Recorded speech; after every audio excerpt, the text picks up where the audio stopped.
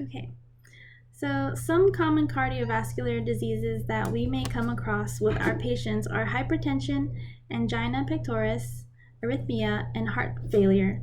There are other cardiovascular diseases that affect the heart and blood vessels, and it is not uncommon for patients to have more than one condition that is related to the cardiovascular system. This also means that they may be taking more than one medication. As dental healthcare providers, we must be able to understand that the drugs the patient is taking may affect treatment.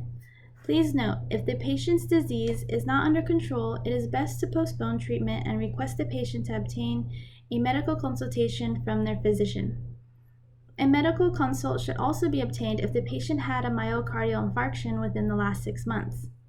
If the patient is taking a medication, be sure to check if they are and or have their medication with them. As for modifications to treatment, local anesthesia should be used with caution. Patients with cardiovascular disease will need to use the cardiac dose for local anesthetic with epinephrine to reduce the risk of adverse reactions and systemic toxicity.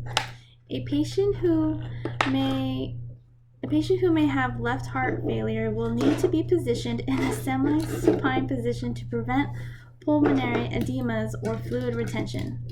Patients taking medications such as digoxin should avoid tetracycline and erythromycin because it can increase the levels and cause arrhythmias.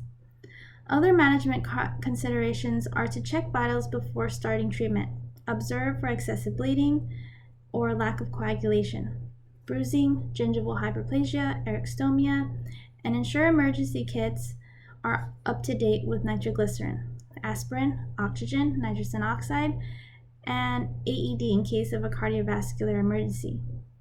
You may come across patients with gastrointestinal disorders such as heartburn, GERD, acid reflux, stomach, and intestinal ulcers. By reviewing health history and patient interviewing, the dental hygienist can then figure out what type of drugs or over-the-counter supplements they may take to treat the disorder. For instance, gastrointestinal disorders can be treated with histamine tube blocking agents and antacids that will help reduce stomach acid. This type of drug provides the patient comfort and relief when lying down or when burping. Patients with GERD may appreciate it if you position them in a semi-supine position to prevent stomach acid going back through the esophagus. Proton pump inhibitors are used to help treat ulcers. Other drugs used to treat gastrointestinal disorders are antidiarrheals, antiemetics, non-aspirin salicylates, and adrenocorticosteroids. Patients with these disorders may also show signs of enamel erosion, altered taste, and halitosis. As for respiratory diseases, another common disease patients may have can alter the effects on dental treatment, whether it's from the condition the patient has or the drugs they are using to treat the disease. Drugs that are used for bronchodilation are adrenergic drugs that stimulate the lungs, or inhalers for inflammation with corticosteroids. In relation to corticosteroids and inhalers, a patient who uses them long-term are at more risk of developing candidiasis.